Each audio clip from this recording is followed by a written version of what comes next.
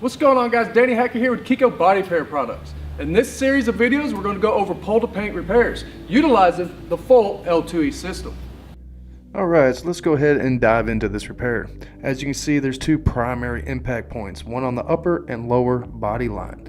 And there's a little damage going up into the cell panel. Also, make sure that you're pulling the OE procedures. This is going to tell you the substrate you're working with. It's also going to allow you to know what's behind that panel. Is there anything behind that panel I need to be worried about or concerned about? We want to make sure that we get some of them parts removed so we don't find any secondary damage as well. Also, the shop light is huge for being able to map out the repair. Not only is it used to find the highs and lows during the repair, but it's also amazing during that blueprint process. Now I'm going to leave the door on during this repair just while I get that metal moving, because that gap from the quarter to the door is pretty wide due to that primary impact on that upper body line. And this is why we're going to be using that lateral tension tool. Not only is it going to help us pull that body line back to where it needs to be, but it's also going to bring the edge of that quarter back to specs as well. But keep in mind, the lateral tension tool does not come in that level 2E, but it is a great tool to add to it. So keep that in mind when you're purchasing it, or if you've already purchased one, check out maybe getting a lateral tension tool to help aid those pretty sharp repairs. And before we set up any tabs, we always want to make sure we follow that 6C process. And you can get the full process in detail at pulltopaint.com. I want to make sure when I place these tabs that they're even across that upper body line. So when I go to install the lateral tension tool, nothing binds up.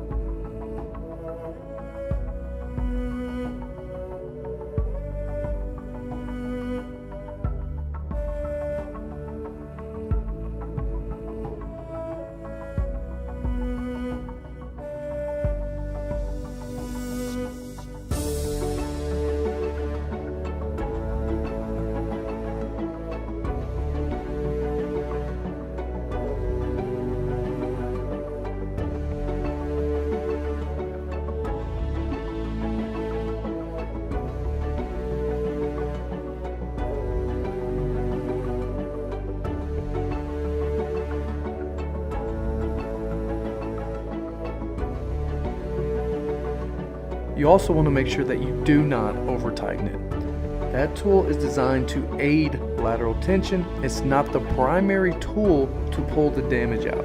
Even in this repair, I caught myself wanting to over torque it. Don't do that. When you see that rod bend, you know you have enough tension to be able to come in to the center with a tab and pull that primary damage. We've actually designed it that way.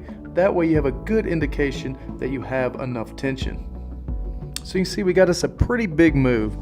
Now I'm going to grab the K-bar and I'm going to leverage off of the crown that was on that cell panel. This is going to give me that double action move, pushing down on the crown while pulling the low.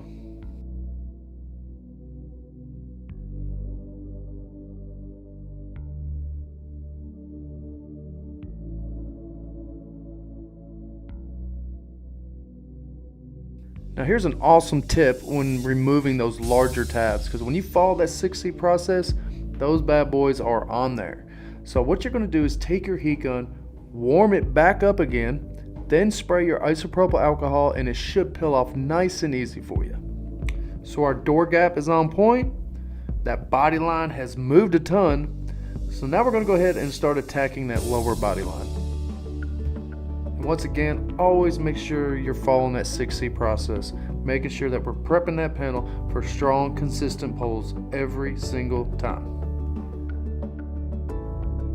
With this repair, we're going to use a 25mm curved flexible centipede along with the extended height bridge so we can get constant, steady tension where we can come in with that blending hammer and start correcting them crowns, creating that metal flow.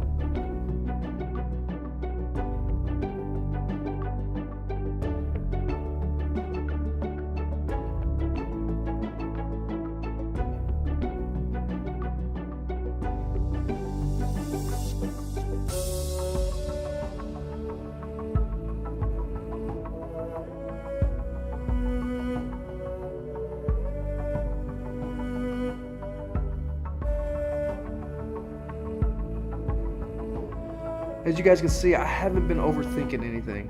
I see a low, I'm going to pull it. I see a high, I'm going to knock it down. We have been repairing vehicles our whole career, pulling damage, except now we're doing it the most least invasive way possible, and that is utilizing GPR. GPR is the future. Guys, pick it up now. Don't wait any longer. You'll see how it's so much better, it's so much quicker.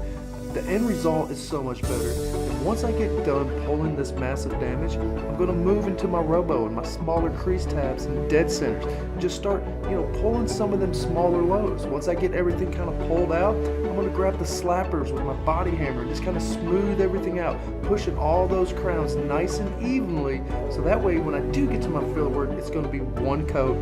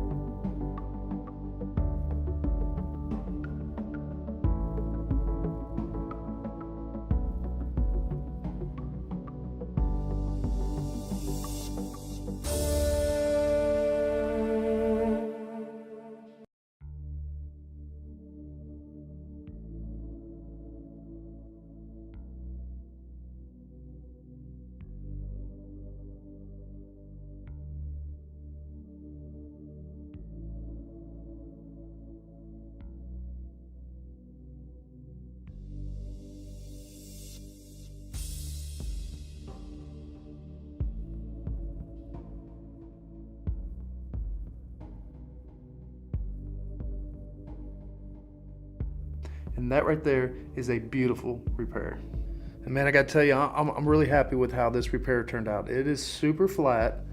Now all I gotta do is just kind of grind those primary impact areas. Because there was some chip paint and there might be a little hairline crack right there at top, I want to be sure that I get rid of that. So I'm just going to sand it down, make sure it's nice and smooth, and you'll see that it looks metal finish, but with that light and clear coat you could see a lot of imperfections. So that's why I mean know when to stop. When it feels flat and you see just a little bit of chitter chatter here and there, you're good. That is a beautiful repair, so stop and move to your filler coat.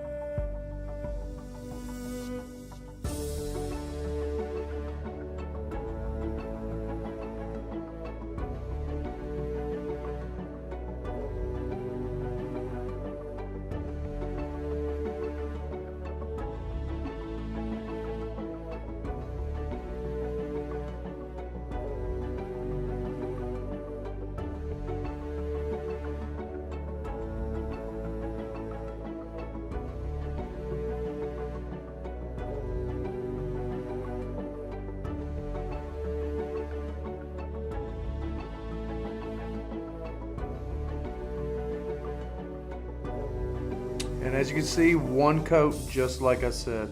That is something that I struggled with throughout my career, because you can never find all those highs up front. It's typically you would put a coat of filler, sand it, and then these massive highs would reveal, and then we'd have to knock them down. With GPR and the KECO L2E system, we're able to find all that stuff up front and correct it extremely accurately. So guys, thank y'all so much for watching, and tune in for more Hacker in the Shop. Take it easy, guys.